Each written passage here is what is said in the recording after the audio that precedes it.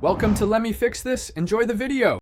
You start by confirming the clip's basics: resolution, frame rate, and codec so you know limits. Once done, copy the original to a safe folder and load that copy into your editing or standalone stabilizer. You should choose a single clip and trim excess to shorten processing time.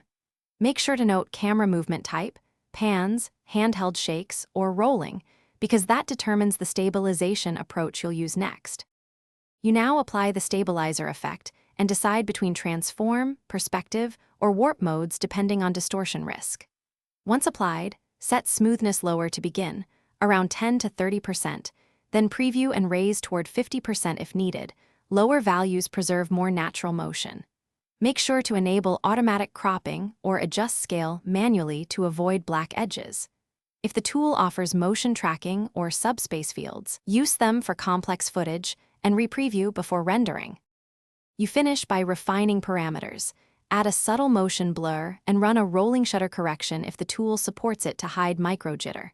Once done, render a 5-10 second test clip to verify artifacts and framing. Make sure to compare against the original to confirm improvement.